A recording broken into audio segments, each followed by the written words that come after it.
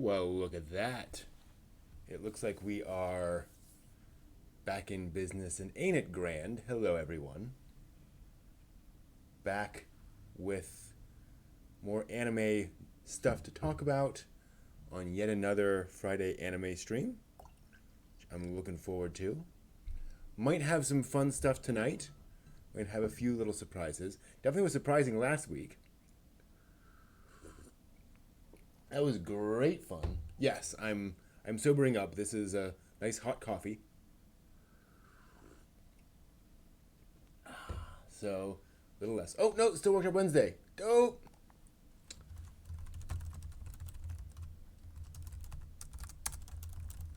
I was so good about that for months.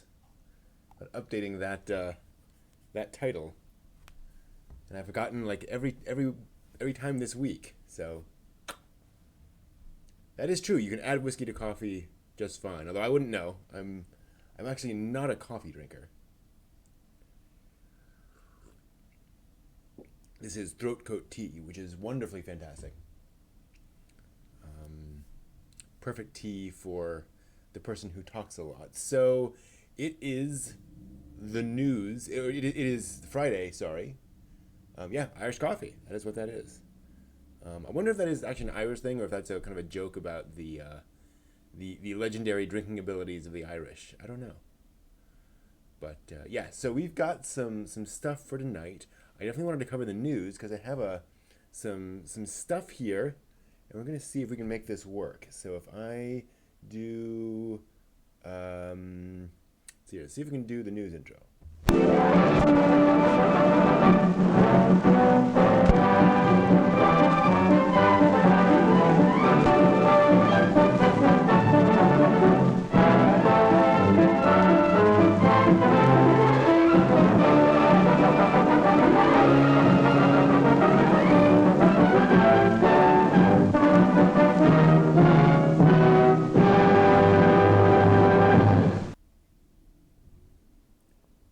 It has been a while since I did the anime news, so we're going to see how this goes.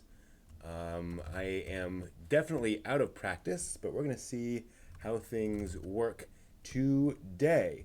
So our first news story, a new anime series from the creator of Lucky Star. The new anime series in this case is going to be called Maesetsu, Maesetsu. Now when I say it's by the creator of Lucky Star, slight difference here. It is actually being created by Kadokawa, and there are multiple people involved.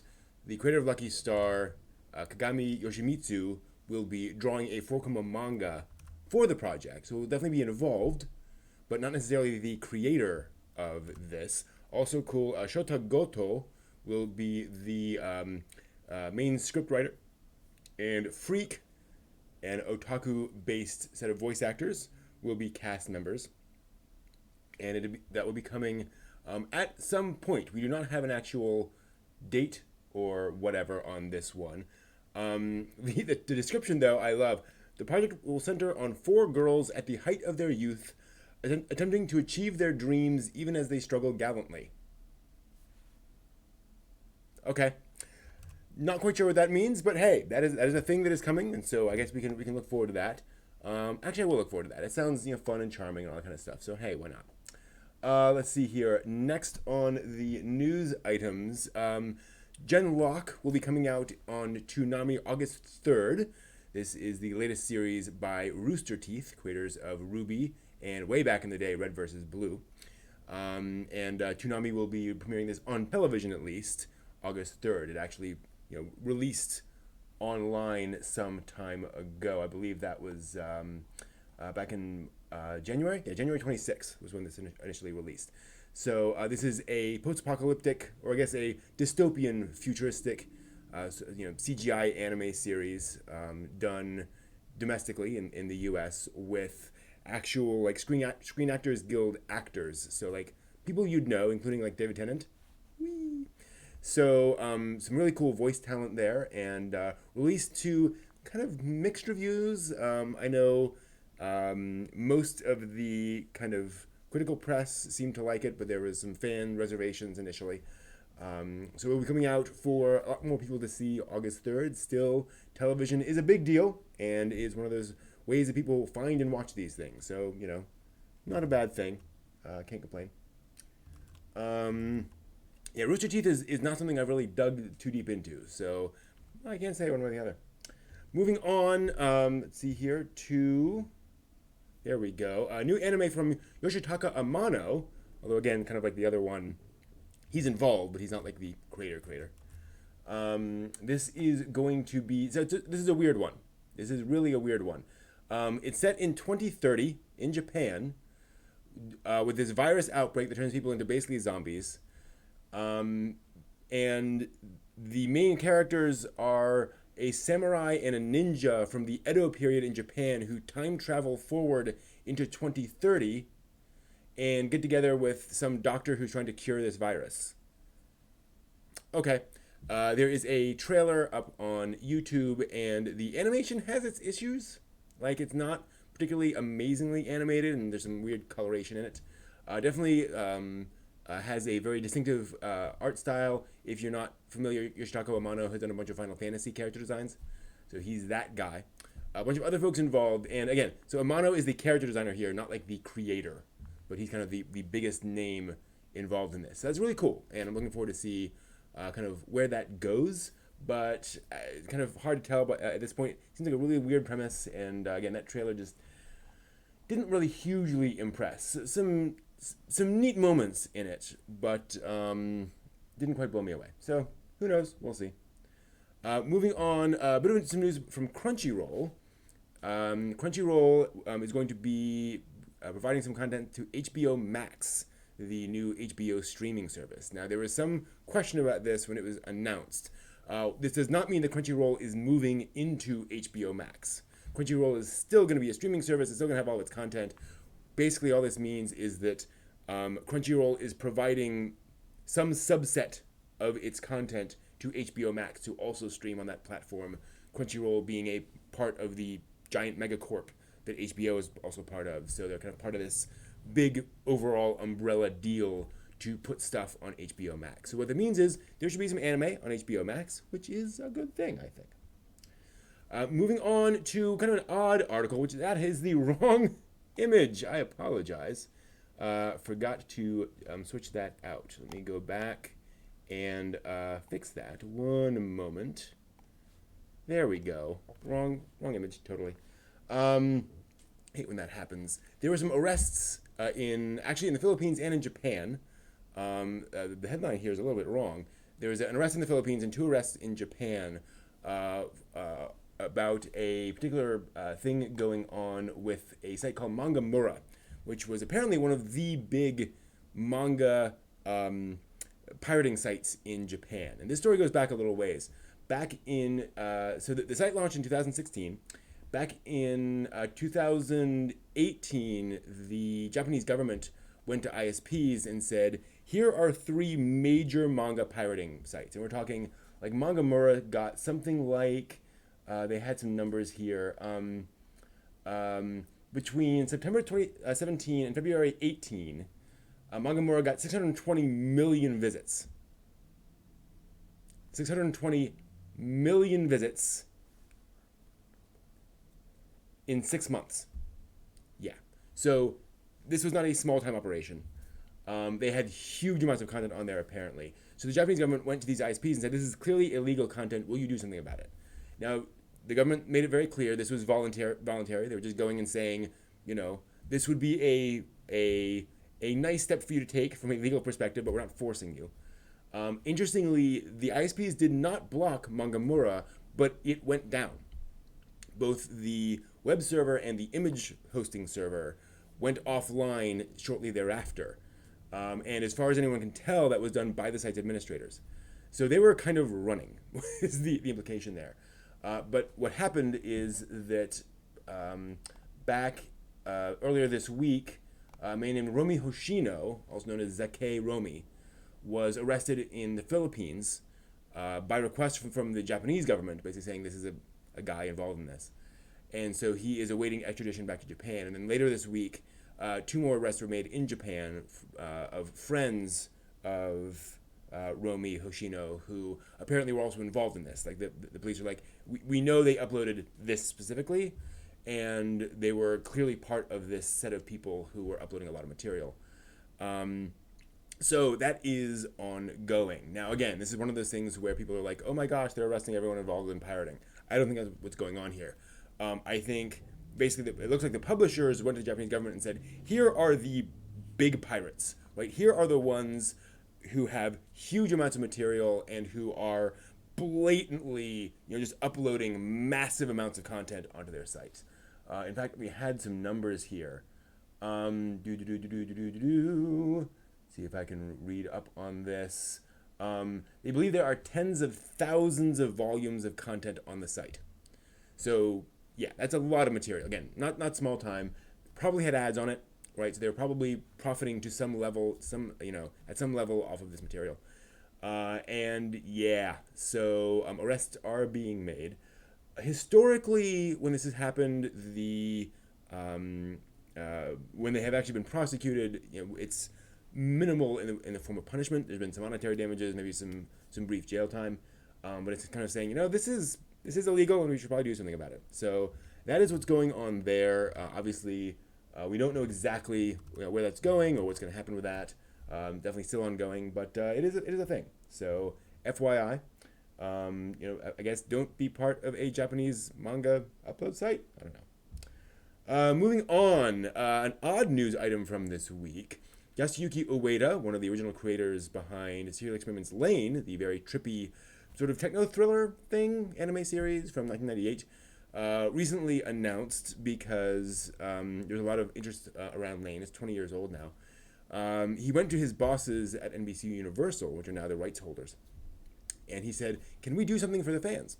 And he said he's pleased to announce that Serial Experiments Lain is now going kind of open source, in the sense that NBC Universal, the rights holder, is now officially allowing fan works based on Lain. In other words, you have no fear that anyone's going to come after you for doing fan art, fan fiction, anything like that based on Serial Experiments Lain. It has to be non-profit, and it has to be non-adult. But as long as you're doing that, NBC Universal will never come after you in any way, shape, or form. Now, some people looking at this were like, well, that's actually kind of always been true.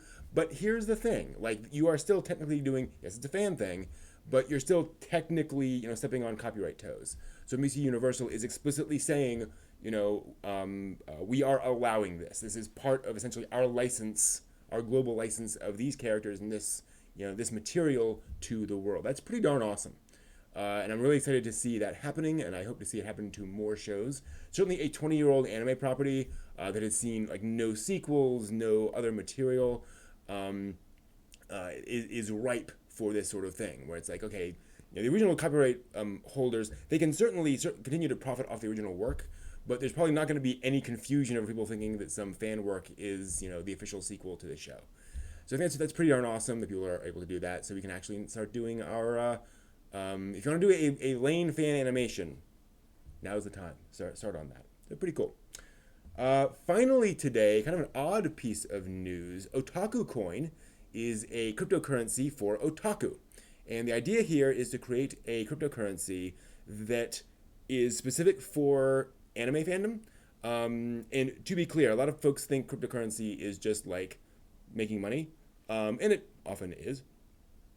But the folks behind Otaku Coin are looking to create literally like a unique currency for specific things. It's not just this is going to replace the US dollar or the yen or what have you. This is basically saying we can target this to specific activities and create rewards that are specific for that. So the idea being that you could use a company could offer this cryptocurrency to fans who buy particular work, and then those fans can use that money to buy material from certain anime vendors. Is the idea. So Otaku Coin has announced they're going to try this thing. It's still in very much pilot mode to basically allow pay people who do translations, even fan translations. Basically, if you submit a fan translation of a thing, then you can get some of this cryptocurrency as a result. You basically can submit that to the blockchain and get currency out of it. So it's very interesting, the idea of having this sort of generic thing that rewards you for making fan translations. Obviously, a lot of things to think about in terms of how that actually works, but a really neat idea. So who knows where that's going to go, but definitely fascinating. So yeah, I thought that was all stuff worth mentioning. And that is the news of the week. Hope you find that interesting. And until next week, keep your eyes out for more news, I suppose. Okay, that's that. Yay. Go back to normal. Hope you found that useful. That's weird. Huh. Oh, my chat froze while that was going on. Sorry about that.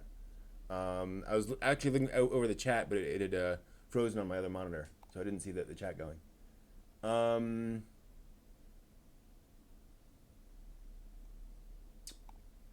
Yeah, that's the thing, Jay, is that, you can't stamp out piracy, but you can rattle your saber enough to keep that piracy from getting so big that it like literally affects your business, right? I think this is actually kind of the best way to go about it from those content creators' perspectives, where you oh, that's a good point, Brad. The Lupin CG film, I should have mentioned. I completely forgot about that.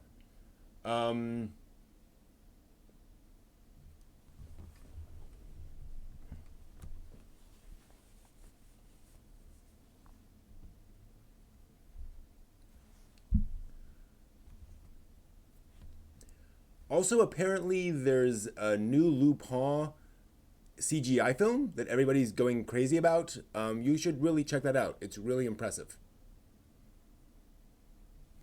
Cool. I'll add that in. The trailer, but whatever. So let me see here. There we go.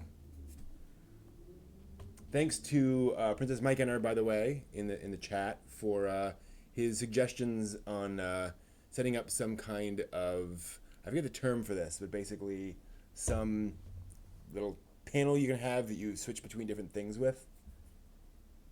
So I've got that set up now, and boy, it makes the news easy. Just tabbing from one thing to the next. But yeah, and anyway, so getting back to that thing, I think the best thing to do is to basically, look for the most egregious pirates, the ones that have massive amounts of content and have like ads on there or other things where it's like, okay, there's clearly like some money changing hands, whether that's going towards the server bills or not. And then you basically go after them, and then it tells all the other pirates, don't get big, right? It's one thing to have a little site where people can get things here and there, but just don't get big and profit. Basically, is the idea. Welcome, Becca. Good to see you.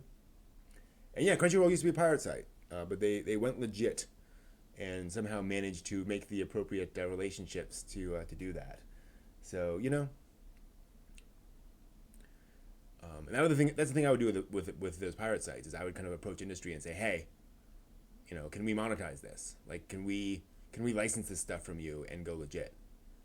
It's hard to do, as they when you've already kind of soured your relationship by being what you are, but clearly it's possible. So it seems like a possible solution. I don't know. But yeah, piracy is interesting. Well, it's like any, I think, illegal activity, right? You're never going to eliminate all theft. But that doesn't mean that you ignore theft, and do nothing about it. Instead, you push on it. Yeah, and I hear that, Becca. It is frustrating when there's anime you just can't find anywhere. On the other hand, as we said before, we are not guaranteed anime as a basic human right. There's tons of stuff that just is not out there. And also the anime industry in particular has been pretty good about saying, hey, if you can't find this anywhere and it's on a fan site and you download it yourself, fine, right? We're not gonna come after that. So at least that's not a problem. But yeah, it is frustrating, especially some of these like really cool classic things where it's like, I'd love to support this, but I can't get it. I've been going on in the Discord about the Anne of Green Gables anime from 1979. Oh my gosh, what an amazing series! Just beautifully done. Lovely backgrounds, naturalistic animation, and not licensed in America, not available. No official stuff. Yeah. It's like, what can you do? Yeah. Well, you will be one of many, Becca, if you are arrested for watching Precure, definitely. Yeah, join the Discord. The Discord is awesome. Thanks to Brad for all of his hard work in reconfiguring that and keeping it active over the past little while. We've definitely seen a big uptick in discussion and stuff on that, so it's really cool. Top on that, you'll see some anime news, some discussions, some reviews, lots of stuff. So if you like this kind of thing, but want it, more frequently, you can go on the Discord. Discord's cool. It's interesting seeing the evolution of that sort of real-time discussion on the internet, and just sort of general collaboration where it used to be forums. Every site had to have a forum, and everyone would go on the forum and create their accounts and upload their little avatars on the side and have that, and their giant anime signatures on the bottom. Those giant banners. They were usually like really badly put together. But yeah, and then you got like IRC, and you got various other things, and I think the center weight has kind of shifted towards Discord as the place where things go. What's the origin of the one shot someone wearing glasses? The glasses becoming obscured by a glow of light on a screen. That's a great question, Game Escape. I am thinking. The glasses becoming obscured by a glow of light on a screen. I do not know. I'm sure it goes back to at least the 80s.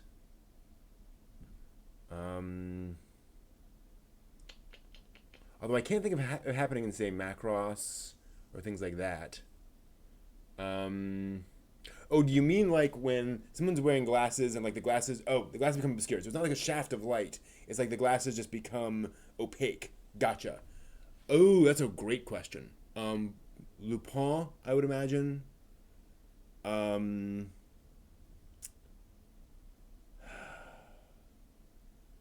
But yeah, when somebody just, their eyes are no longer visible. I've actually seen that happen in animation as well, where like somebody will become dehumanized and like, they'll bow their head and their hair will go over their eyes and their eyes will just kind of disappear. Like they just won't draw the eyes anymore. It looks kind of weird, but I think it is the same idea of kind of this person's become dehumanized and evil. I'm trying to think of the first time I've seen that, or the earliest time. Trying to think of evil people with glasses, frankly. Let's think. Not much in Akira. Um, Maybe Pat Labor? Would Pat Labor have had scenes like that? That's likely. I would scrub through Pat Labor to see if that happens. Um, I can't think of any like Ghibli films where that happens. Lupin is certainly possible. I would imagine Lupin. Trying to think of any like glasses characters. Oh yeah, definitely Lane. Lane uses that like as a theme. Um, Tyler doesn't surprise me at all. That totally works. Let's think of anime of the '80s. Gundam. Ooh, do we have that in Gundam anywhere? Gundam would seem to be like probably the trope originator on that one. Um, I know there are scenes in Gundam where like a person, like a pilot's faceplate would do that as kind of a symbol of that, which might go back to like Zeta or Double Zeta Gundam. I think I recall seeing that in those shows. Um, yeah, that's a great point, Becca. I think, and that is one of the interesting things where they often use that. Oh, is it in Doraemon? Oh, there we go. That goes way back. Um, yeah, often that it just means like somebody's kind of shutting down, or they're just overcome by emotions, and so kind of it shuts them down a little bit. Um, there's the other thing about characters that don't actually they just have eye slits. Male characters where it's just it's basically just the eyebrows, right? That weird thing, or just the eyebrows, just that weird like half circle for the characters, which I do believe denotes something. It is a particular visual style.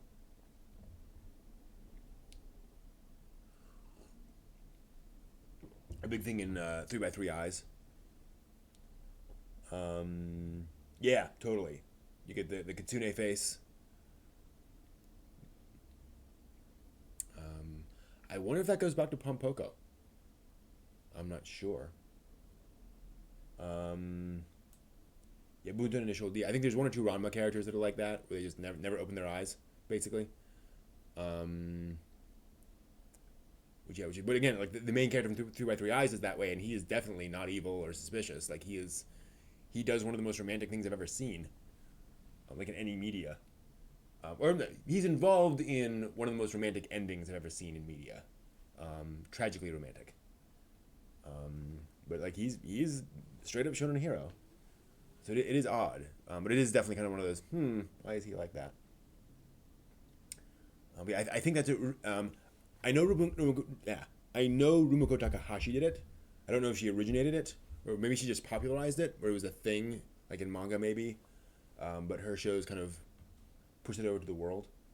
Um, Unique art styles that work that is used effectively to help the story progression. Love Hina, Bleach. Yeah, it's pretty common. Yeah, art style is interesting because I think anime makes use of art style less often than other artistic mediums. Um, Many other artistic mediums, in the sense that most anime in any given year look like all the other anime of that given year. Right? People do not experiment stylistically that much with an anime. Contrasting that to say, American indie comics or even manga. At least when you get out of shonen, it's pretty impressive how much that evolves.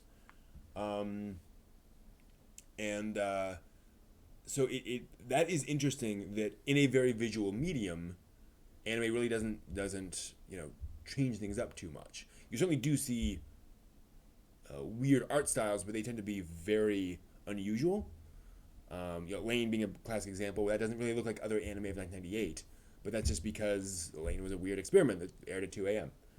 Um, but Lane's art style very much tells that story, right? That is, those are odd characters, and it's an odd visual approach, and so you want that strange style, and with Abe being the character designer being very explicitly somebody who did not grow up watching anime but who liked anime. He wanted to have watched anime but his parents didn't let him. So he had this desire for kind of an anime style, but his style was so different that the anime itself felt disconnected and felt experimental in that way. Um, but yeah, you're absolutely right, Steph. One of the advantages of that consistency is that anime feels like a cohesive medium. You're watching all these different things happening, and you feel like, characters from, Galaxy Frontline Yuna can show up in Shattered Angels.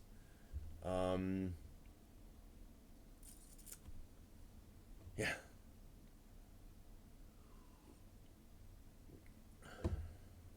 So you get that. Um, yeah, I'm totally for, or I don't believe all anime has to be experimental, but I also believe that not all anime has to look the same, right? There's kind of a balance there in terms of figuring that out. But also, one of the nice things about that is it gives you an opportunity to kind of play around with things. So I think Recreators is a good example of a show where the characters all looked reasonably modern, but they were also clearly, classic archetypes from different, elements of anime. And so you could see, this is somebody who's more like a 90s character or an 80s character. I think that's a lot of fun because you can bounce around. Or the first use of like a flowery border about a character when they're introduced. I think that's Rosa Versailles. That is the earliest I've seen that trope is Rosa Versailles. Probably. Because Rosa Versailles is all about flowers. And I haven't seen, I have not seen very much anime before. I have not seen much shoujo before Rosa Versailles. But what I have seen doesn't really do that. But Rosa Versailles is just so weird. I'm looking forward to starting that up pretty soon. Rosa Versailles is an interesting show, and now that I know that it kind of really gets good in episode 15, I can really, dive in. Exactly. My dear prince.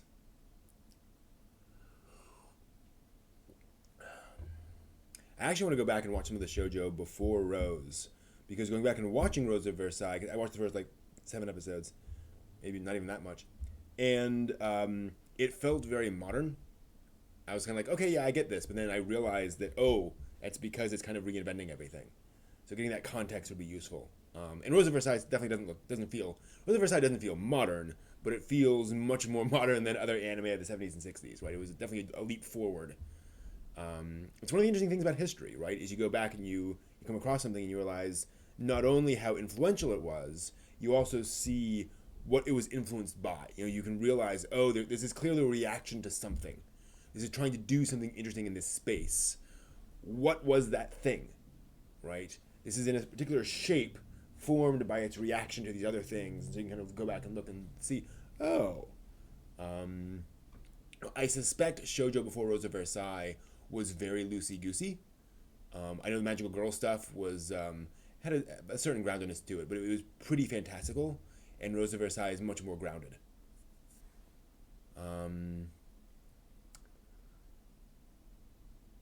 Yeah, shoujo magazines go all the way back to 1903, technically.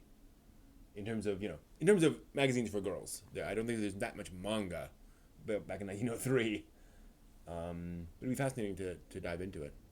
I'm actually planning to do a panel at some cons later this year called "Why You Should Watch Anime from the 1970s." Mainly because of all these things I've dug up. Hey, Little Prince. Yeah, Rose of Versailles is. It's not all set at Versailles, but it's set during Louis XIV era and with characters from the court and all that stuff going on, which is pretty cool. What do you think saved anime really when it had the crash? Which crash?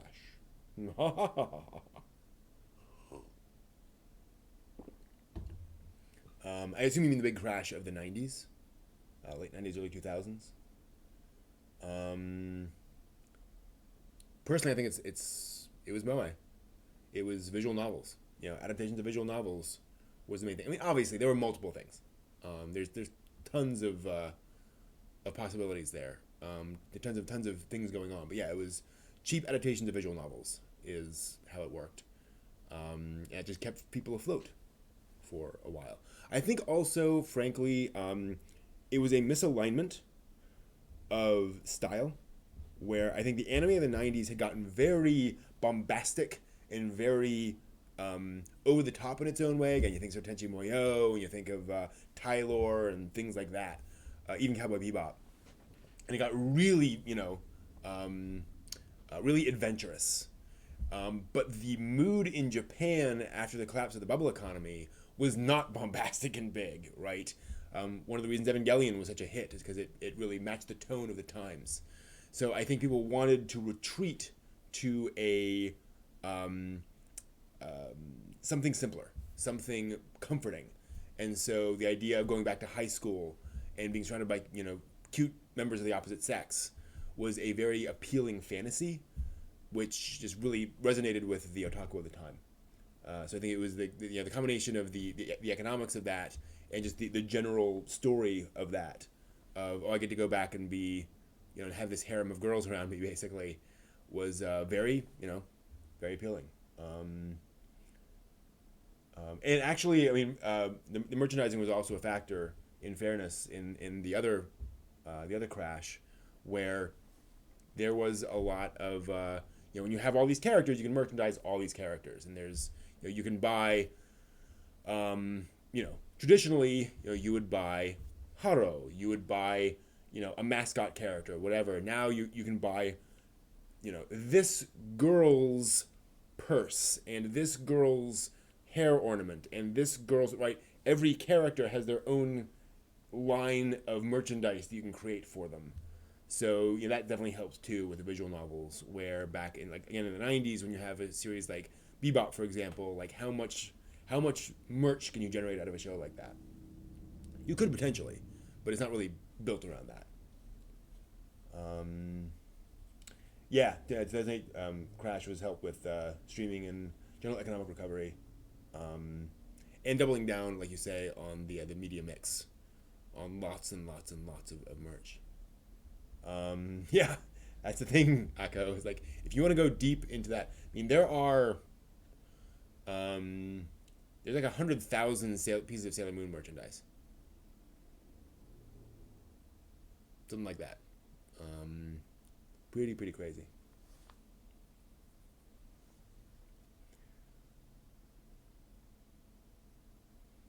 Yeah, Bebop. I mean, Bebop's just a weird example.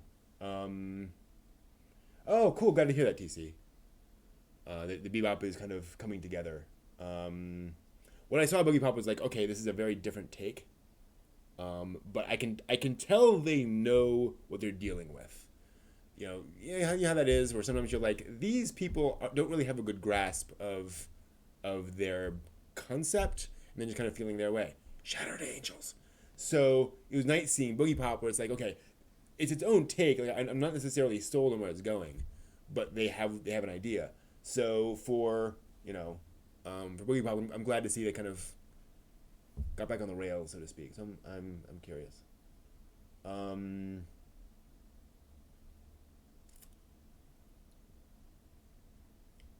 wow, that is really cool, Seth. That is really cool. I do not believe you're allowed to post links, and that is not a setting I have. I apologize. Um, yeah, I think links are just disallowed by default, and I can't find that setting. Um, yeah, I would love to watch that though. That's pretty hilarious. We will be talking about that show for years. That is now an official inside joke of geek archaeology, is Shattered Angels. So in case anyone's curious, in the chat room, Shattered Angels is a very weird anime series, that is sort of a shared universe kind of a story that, a bunch of us all sat down and watched last weekend. And Shattered Angels is just, it's an experience. It's definitely an experience. Suffice to say, we did not agree with many of the reviews of Shattered Angels. But if you're looking for, again, an experience, you should track it down. It's been officially brought over here, like it was dubbed whole 9 yards. But yeah, Shattered Angels is a thing that it is worth educating yourself about. But oh boy, you're in for something. You are definitely in for something. Yeah, and Evangelion is nuts. I mean, and granted, like Evangelion merchandise basically saved Gainax. So for those who don't know, Gainax was going under when they made Evangelion. They were out of money, and as they put it, Evangelion just wouldn't stop making money.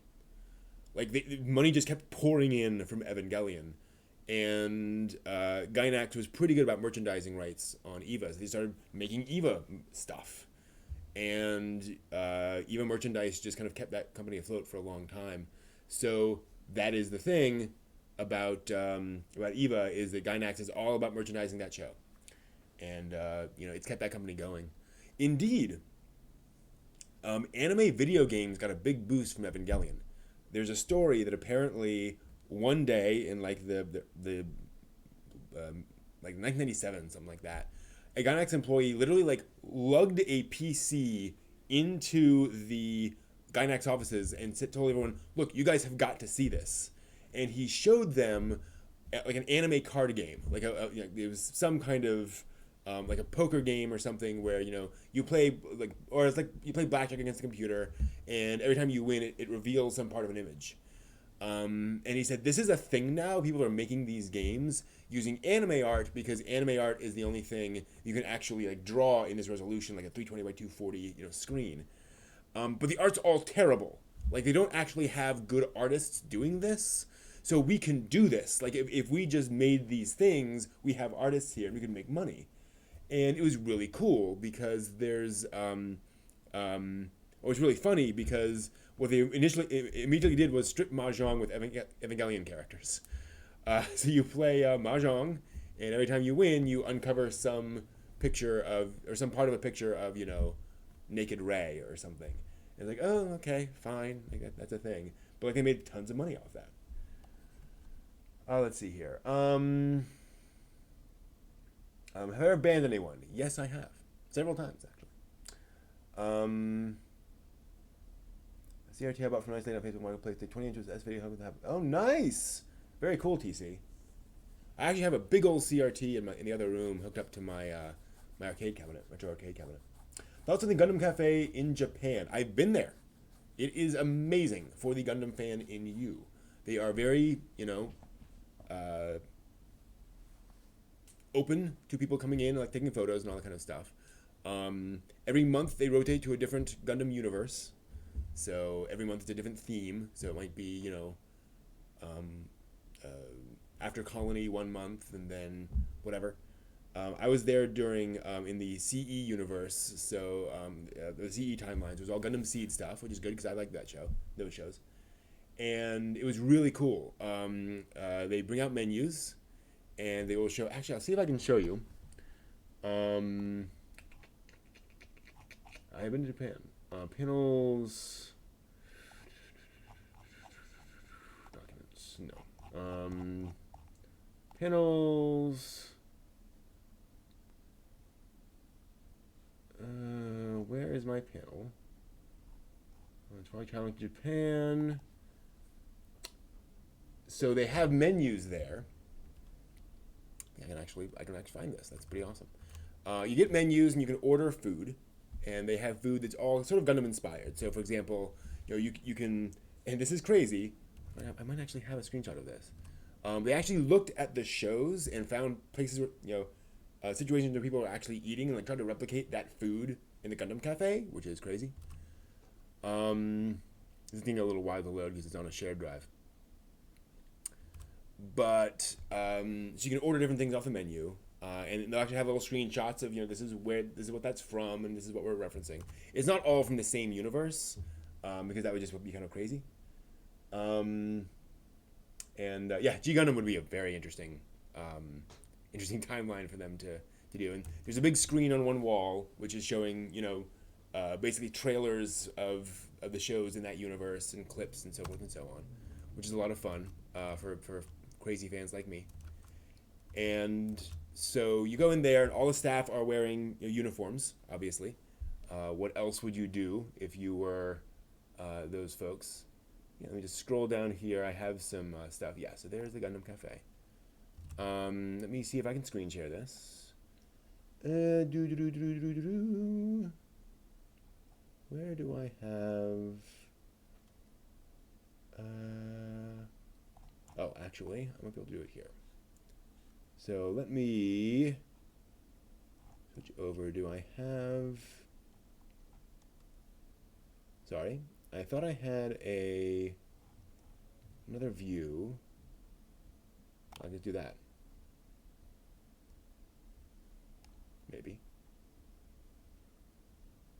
Ah, there it is. Hold on. Okie doke. So there's a Gundam Cafe that you can go inside and actually order food at. And that was kind of cool. So you go in, and here's the lunch menu. And you can order different stuff on here. You can see down there at the bottom, they have a thing that is based on unicorn that has the two, unicorn horns thing. And I looked down, and I saw something, and I wasn't sure what it is, and then I realized those are Gundam wings.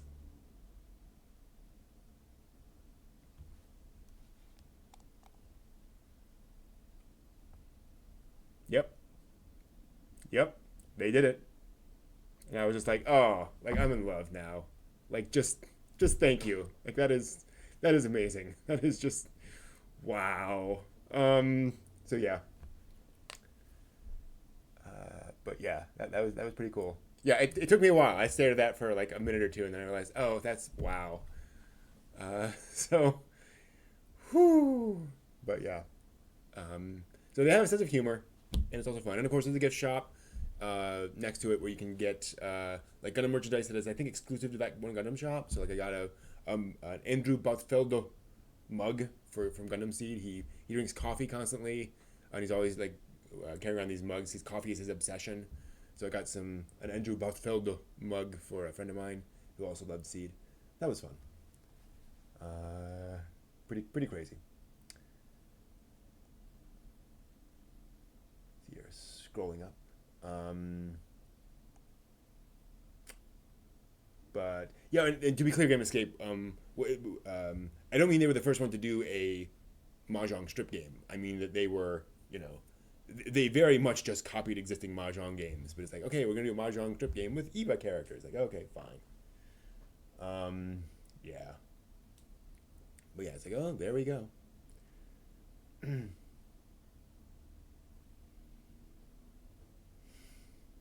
Yeah, exactly. That is a fun title. Is it wrong trying to pick up girls in a dungeon? Like that is a title that knows its fan base, right? And knows what they want, knows what they're looking for. Pretty fun. Pretty fun. I am, by the way, thinking of bringing back Otaku no Cooking. I just have to prepare things a little bit more. Or no, actually, I have to prepare things. When I was doing it before, I just didn't. I wasn't at a place where I could really prep it properly. So we'll dig into that a little bit more. And I do want to cook some more things, but we'll see. I might just do some. I have some ideas. I kind of want to focus more on processes as opposed to like recipes. We will see. The light novels are good. Yeah, good to hear it. Good to hear it. Yeah, I might also like change around like the streaming system over in the kitchen because I'm not really happy with how all that works, which is really clumsy. So I might restructure stuff. We will see. Actually, I could run. Thinking. Also, want to remind everybody tomorrow is the seasonal anime watching party. So I will be streaming on Rabbit, not Rabid, Rabbit. Season or episode 1 of all the anime coming out this season, if I can. See how many we get through, and that should be fun. So I hope you'll join us for that. I'll drop a link in the Discord when it's time to go. Yeah, I mean that's the thing is that I think a lot of cooking is just learning the techniques as opposed to the individual recipes. Like rice, things like that. I ban people for the normal stuff, like if they're just, you know, typing obscenities over and over and over again, right? and I kick them and they come back and do it again. Like, okay, I understand. Um, if you do something, obviously trollish multiple times, you're getting banned. Hey, Ginger, good to see you.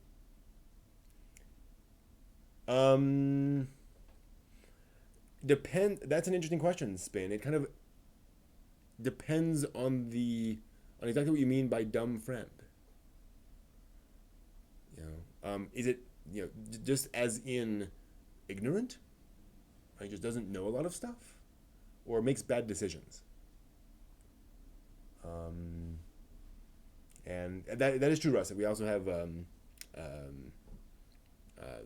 rules on the Discord, but it's general. Don't be a jerk. Is the general stuff over here on YouTube. Um, I am um, I am quite tolerant of people just sort of chatting about general stuff in YouTube and on Discord, but if you try to fill up the chat with f bombs, just the same that word over and over and over again, I'm like, okay, like that is not free speech. That is yelling fire in a crowded theater. Um,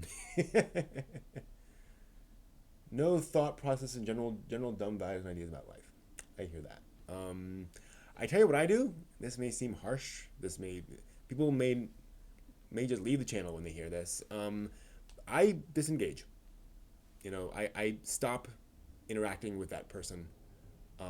If they reach out to me and have questions or want to talk, whatever, I can talk with them, but I don't like make them part of my life. If I've tried to help them and that hasn't really helped, because I assume, Spin, that you've tried to help them with things and kind of asked them about their decision making process.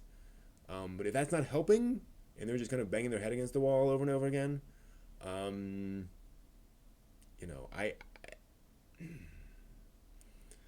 life's short, right? Yeah, if you can educate them, great. I totally agree with doing that. But if that's not working, um,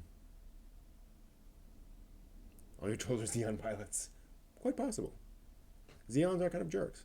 Although there are a lot of Fetty jerks too, to be fair. Um, One of the great things about that franchise is it's like, well, people are people. You can find jerks everywhere. Ooh. I thought I saw a crack in the bottom of this, but I think it's just part of the cup. A little worried. Thanks, man. Yeah. And also, you can have different kinds of friends. I have some friends that I email every couple of months, right? And we chat back and forth. And they're not necessarily the people that I don't like, or that I'm trying to distance myself from. But I have some people that I don't interact with a lot, right? And I have some folks that I interact with a lot.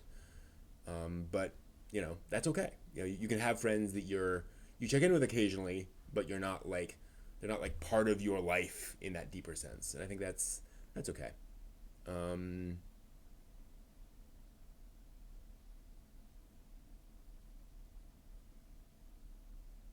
Quality over quantity, fair enough. Well, to be clear, Akko, I can start lashing out and screaming on stream. That is a possibility, but I won't. I'm pretty good at controlling myself on stream. I know there've been one or two times when I got pretty emotional, pretty pushy. You're absolutely right. I mean, to be clear, when we talk about this thing, I think there are different types of people, and I don't mean that in a two different kinds of people or four different kinds of people, lots of different kinds of people, and we don't all mesh, and so this may be one of those situations where you're like, okay, that person has to be this kind of a friend, not that kind of a friend, and that's okay. Yeah, and I hear that's been doing. This is actually a thing in the tabletop gaming community. What happens if somebody in the group is like disrupting the group? And that could be disruptive in lots of different ways, right? Someone can be boorish, they can be abusive, they can be unpleasant. they can have just a different style of gaming, right? They may want something very hack and slash. Other folks want something more role play deep, or vice versa. Vice versa, I think actually is the correct pronunciation there.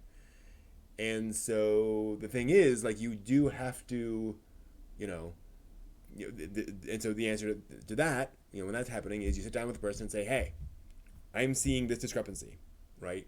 I'm seeing you do this, and people don't, people react this way.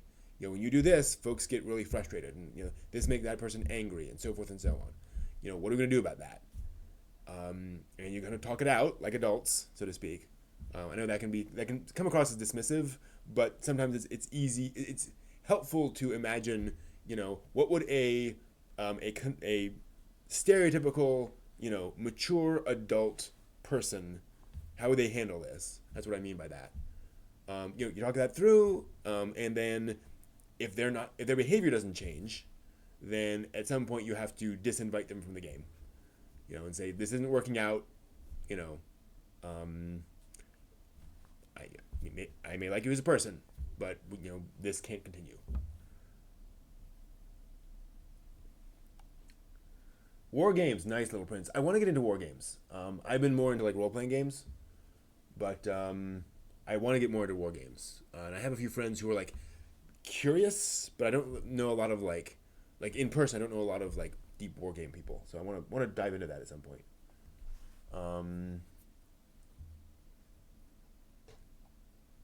That's a great way of putting it, Jay. Surround yourself with good people, but don't change to become something you're not, and friends will come. Yep. Yeah, exactly.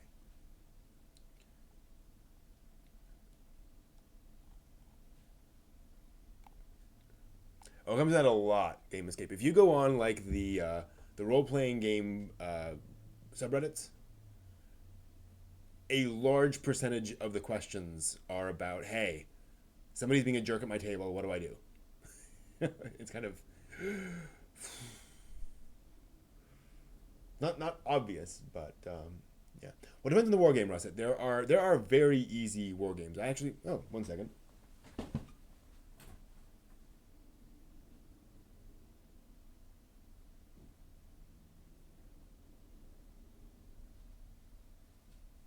So, time for a little geek archaeology. Modern war games were more or less invented by H.G. Wells. That's right, the guy who wrote War of the Worlds and The Invisible Man and all that stuff. He also wrote this book called Little Wars, which was about how he and a friend commandeered the playroom of his children to set up little toy soldiers and blocks to represent buildings and such, and little toy cannons, and they would play out little war scenarios, little battle scenarios. And he published a little booklet of the rules that they used for that. And so you could move a certain number of inches per turn, and then the cannons actually had little firing mechanisms, so you'd use those to fire on your enemies. And he had this thing, and so this actually became like a rule set for doing war games. And I wrote a little while ago a little one pager called Little Wars in Fantasyland. That is an adaptation of that for using modern miniatures. So you can basically use these rules, and you use a 20-sided die to resolve like ranged combat, and it's very straightforward. It's like a single page. There are additional rules on the back, but that is a more or less complete rule set. And I've played it a few times, tested it a few times, and it works perfectly fine for the generic miniatures. You can use coins or stones or whatever you want. But yeah, so you can do very simple war games like this, and there is a thriving community for that stuff, and then it builds from there into, you're right, absolutely very complicated, very big stuff.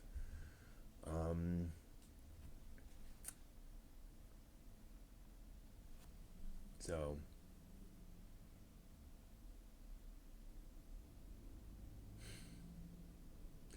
the stream tomorrow will probably start. I'm not sure. It depends on when other folks get here.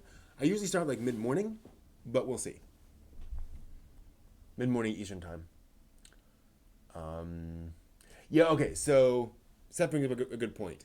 Like there's wargaming, and then there's like the war machines side of things. Holy smokes, is that expensive? Warhammer, all that. Oh. Now, granted, that stuff behind me is starting to change that part of the industry. But yeah.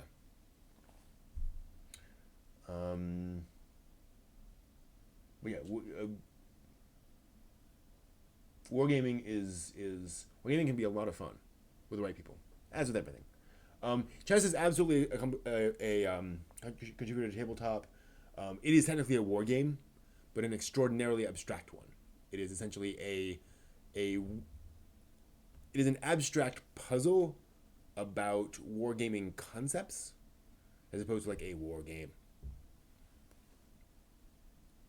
But yeah, you can find a lot of rule sets online that are just like, yeah, grab a couple of post-it notes, tear off scraps of paper, and those are your units, and you play. You have no money involved at all, and then up to these, again, hundreds of dollar sets. It totally works. Kamikaze Girls, nice. I've heard good things about Kamikaze Girls. Cool.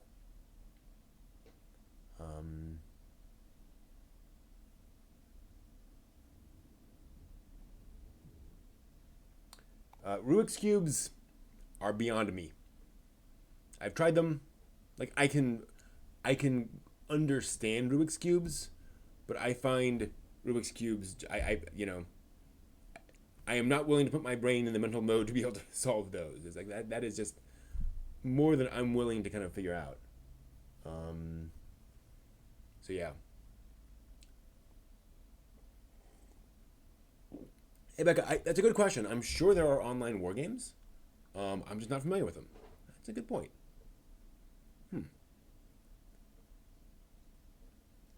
Guy on YouTube who has watched 1,000 anime.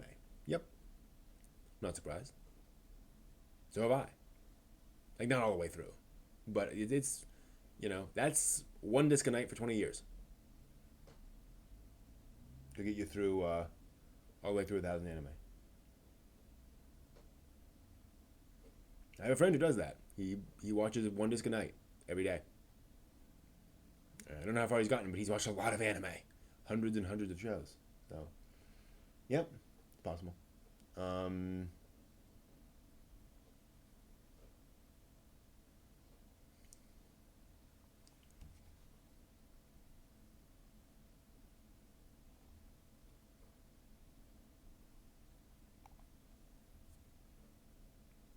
But yeah, it's doable. Yeah, it's interesting because I think with war games there is a certain amount of table talk that's fun. Obviously, during a war game of seeing how somebody reacts, going, "Oh, okay, I don't know what I'm going to do about that." But it's certainly not central to the experience in the way of like that conversation during role playing is. So I agree. I think war games online would be certainly doable. And I'm sure they're obviously there are plenty of like war game video games that have multiplayer. That's interesting. I'm saying that if you watched one DVD a night, so 3 to 4 episodes a disc, or up to 6 episodes, let's say 4 to 6 episodes a disc of anime a night. If you did that, then in 20 years you could watch 1,000 shows all the way through. Pretty easy.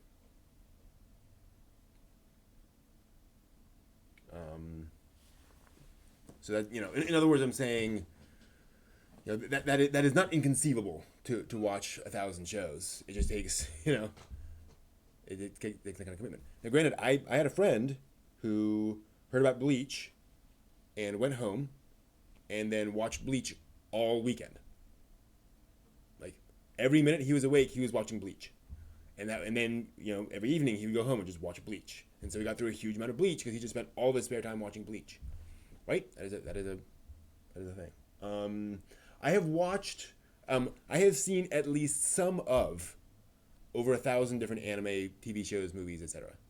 Now some of them I've only watched like one episode, right? And I was like, nope, not for me. But the count is 1,000. It's like, let me check current numbers.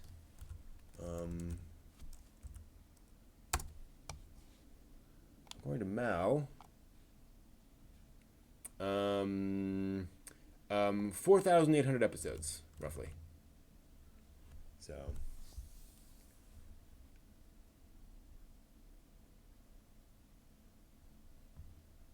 Yeah.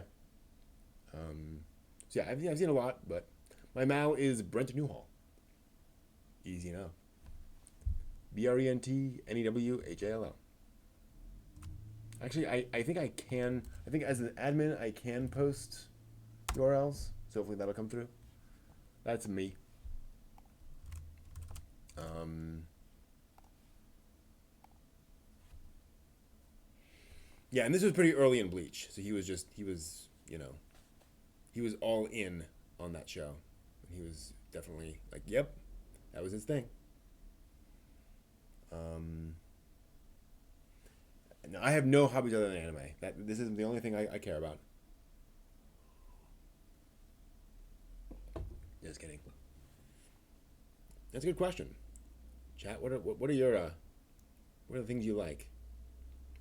Yeah, that is absolutely true, Little Prince. I have a friend of mine who's into Warhammer and that kind of stuff, and um, he says his big problem is time. Um, Partly because like he's gotten stuff from friends and things like that. They traded around minis, so it's like he doesn't have he doesn't have problems getting minis. It's just actually all that stuff. It would not surprise one, would it? This is my only thing I care about. Um, but yeah, for me, tabletop role playing, tabletop gaming in general, but mostly tabletop role playing. Excuse me, manga, obviously. Um, Getting into video games. Well, I would say I am somewhat into video games. Like I've never gotten as deep as I was back in like high school when I played a lot of video games. But um, I'm enjoying a slice of video games now. One thing I am thinking of doing a video game like history thing, going back and playing historical video games, but no time soon. Unfortunately, I can't jump into that just yet. I also enjoy memorizing. This is a weird one. Memorizing poems and old stories. One of my hobbies. So most mornings, actually, on the drive into work, I'll work on memorizing like an old myth, things like that. Yeah, I just have this computer set up to be able to pull up like MAME and play ROMs and such. And I have a video game arcade cabinet in the other room. Um, Obviously drawing. Yep. Mycology. That's awesome. But cooking, another cool thing. Any kind of general stuff. I could definitely recite some money or sometime. Might be how I start the show. Upon the hearth the fire is red, beneath the roof there is a bed. But not yet weary are our feet. Still round the corner we may meet a sudden tree or standing stone that none have seen but we alone. Tree and flower and leaf and grass, let them pass, let them pass. Hill and water under sky, pass them by, pass them by. Um, yeah, I definitely had a chuckle when he said he watched Bleach all weekend. Because I love the beginning of the Bleach manga. I really enjoyed kind of the where that seemed to be going, but never got into the anime. And I certainly heard lots about Bleach, and he was like, "Oh man." And this is back before Bleach had kind of gone way off the rails, so it was still like a hot property. So it wasn't like, hey, you just wait. But it was like, wow, there we go.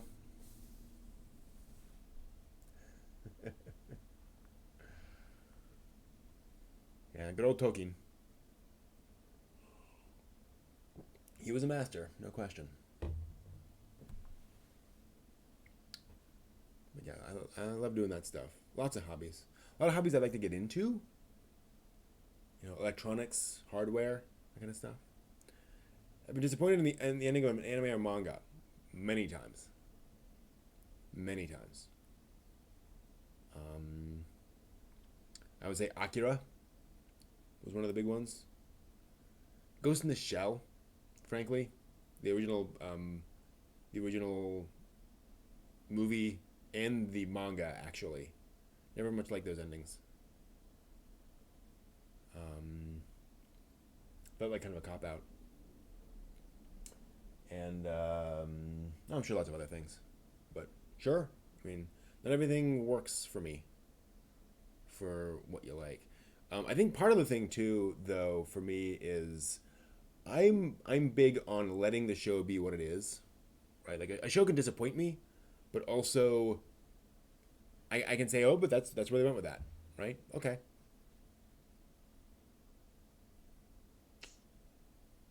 A hobby hopper. I love that term. If I were starting a new YouTube channel, I would name it the Hobby Hopper. That is fantastic.